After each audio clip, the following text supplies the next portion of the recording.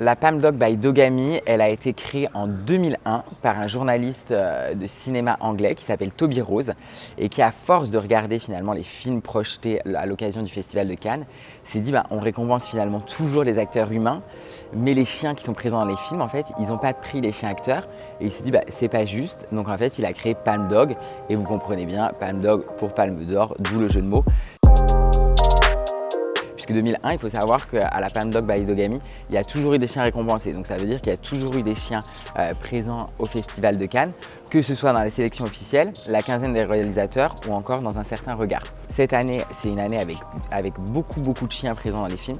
Il y a une dizaine de films en compète et c'est vrai qu'au fur et à mesure finalement des années, ce qui est incroyable, c'est que maintenant, c'est carrément les réalisateurs ou les acteurs qui nous appellent pour nous dire « je pense que Palm Dog, c'est pour moi cette année ». Donc là, c'est assez fou.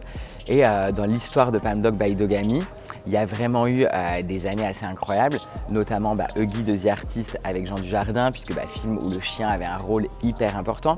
Ensuite, il y a eu bien sûr Once Upon a Time in Hollywood avec Quentin Tarantino et dernièrement Tilda Swinton.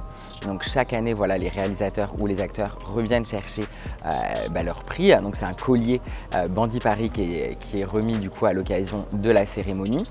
Comment ça se passe? Il y a 10 membres du jury qui vont regarder l'intégralité des films de la sélection officielle Un certain regard ou la quinzaine des réalisateurs et qui vont voir finalement dans quel film il y a un chien, quel rôle il a, s'il a vraiment un rôle important, s'il joue une scène un peu prépondérante par rapport aux autres. Donc ça, c'est vraiment, on va dire, le but de base, c'est déjà voir ça. Et après, bien sûr, voir si le chien est content, s'il a un vrai jeu d'acteur. L'importance de Palm Dog, c'est quand même de passer des messages. Donc la Palm Dog by Dogami, c'est bien sûr de dire que les chiens ont une place dans la société puisqu'ils ont une place dans le cinéma. Et après, les messages vont changer en fonction tout simplement du film qui va être sélectionné. Par exemple, pour Once Upon a Time in Hollywood avec Quentin Tarantino, Brandy, c'était un pitbull. Et donc tout simplement, les pitbulls en France, c'est considéré comme des chiens hyper agressifs, ils sont catégorie 1, on n'a pas le droit de les faire reproduire, ils doivent être muselés, vous devez avoir une assurance. Et là, justement, elle avait une scène où vraiment elle allait sauver la vie de son maître.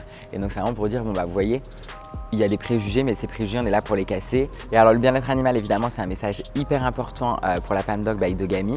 Et donc, ce qu'il faut savoir, c'est si le chien, par exemple, il est à Los Angeles, on ne va pas le faire venir. On a Nicolas, qui est juste derrière la caméra, qui est le directeur de casting, qui va aller trouver, en fait, le chien sosie en France et d'ailleurs plutôt sur la Côte d'Azur pour le faire venir. Parce que tout simplement, les chiens, malheureusement, ils doivent voyager en soute. C'est pas très confortable pour eux. Écologiquement, c'est un peu une ineptie. Donc, on ne fait jamais venir le chien acteur. C'est toujours des sosies qui viennent récupérer leur palme. Et alors là, je suis avec Malcolm Ziakita, alias Pupus. Et donc, tout simplement, Malcolm, c'est une star des réseaux sociaux.